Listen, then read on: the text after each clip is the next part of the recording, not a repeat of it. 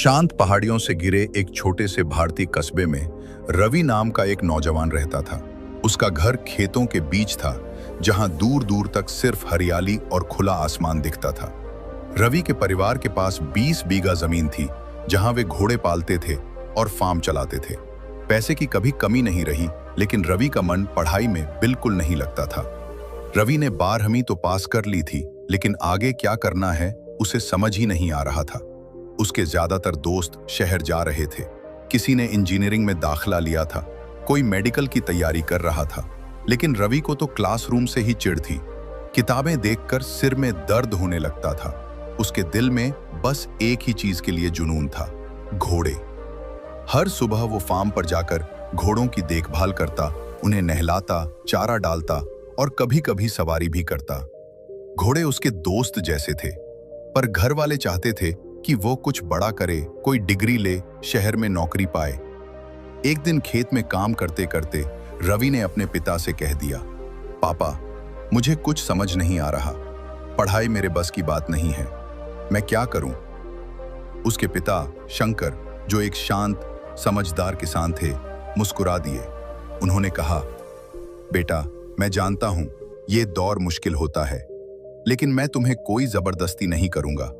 बस इतना कहता हूं कि 3 लोगों से मिलकर आओ, उनसे बात करो, हो सकता है तुम्हें कोई रास्ता दिखे। फिर उन्होंने एक पुरानी डायरी से 3 नाम पते निकाले और रवि को दिए।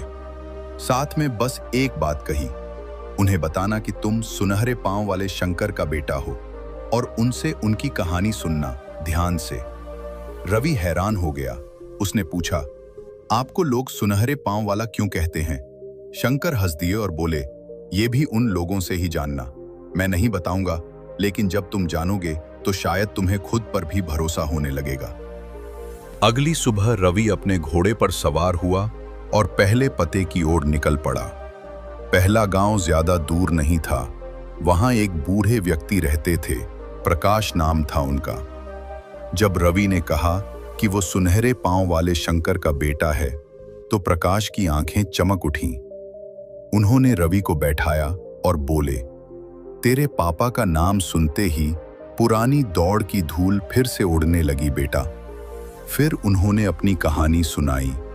मैं स्कूल में बहुत पीछे था बेटा, पढ़ाई में बहुत ही कमजोर। 40 बच्चों की क्लास में मेरा नंबर 38वां आता था। सब हंसते थे, लेकिन मुझे दौड़ना अच्छा लगता था, बस वही किया।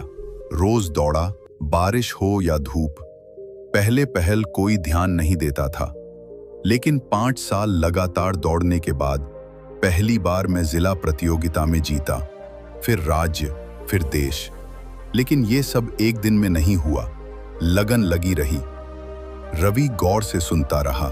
लौटते वक्त उसके दिल में एक बात बैठ गई, पढ़ाई में नंबर मायने नहीं रखते, अगर दिल से किसी काम को किया जाए तो सफलता जरूर मिलती है। अगले दिन वो शहर गया, दूसरे पते पर। वहां एक बड़ा सा रेस्टोरेंट था, रमेश भोजनालय। रवि को याद आया, यहाँ का खाना उनके घर में बहुत पसंद किया जाता था। मालिक रमेश खुद ही काउंटर पर खड़े थे। रवि ने फिर वही परिचय दिया, मैं सुनहरे पांव वाले शंकर का बेटा हूं। रमेश मुस्कुराए और बोले, तेरे पापा ने मुझे पहली नौकरी दी थी बेटा, घोड़े की देखभाल करने की। पढ़ाई में मेरा हाल भी कुछ अलग नहीं था, हमेशा 39वें नंबर पर आता था, लेकिन मुझे खाना बनाना बहुत पसंद था। धीरे धीरे मैंने अपनी छोटी सी दुकान खोली। शुरू में जरूर घाटा हुआ, लेकिन मैंने कभी हार नहीं मानी। स्वाद सुधारा, बात करने का ढंग बदला, और आज ये देख, तुम्हारे जैसे लोग मेरी दुकान ढूंढते हैं।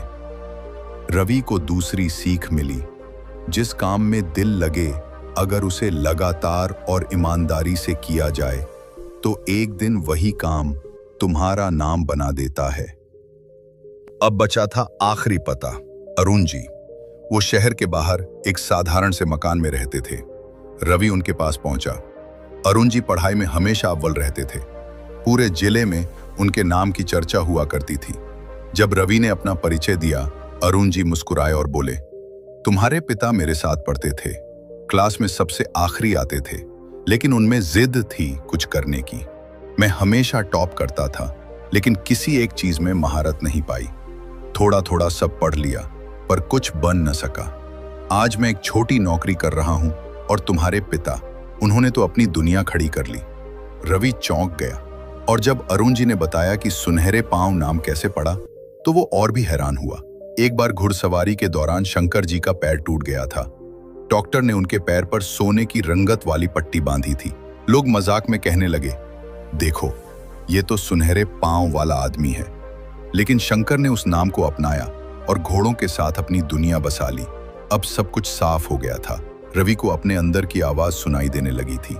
उसे समझ में आ गया कि उसका रास्ता कौन सा है। वो जान गया था कि किताबें नहीं, घोड़े ही उसकी असली किताब हैं। उसने तय किया कि वो घुड़सवारी और फार्मिंग का प्रोफेशनल प्रशिक्षण लेगा और अपने पिता के काम को एक नई ऊंचाई तक ले जाएगा। घर लौटकर रवि ने अपने पिता से कहा, अब समझ आ गया पापा, हर कोई अपनी अलग किताब लिखता है। मेरी किताब यही है, खेतों में, घोड़ों के साथ। शंकर ने बेटे के सिर पर हाथ रखा और कहा, बिल्कुल सही समझा बेटा।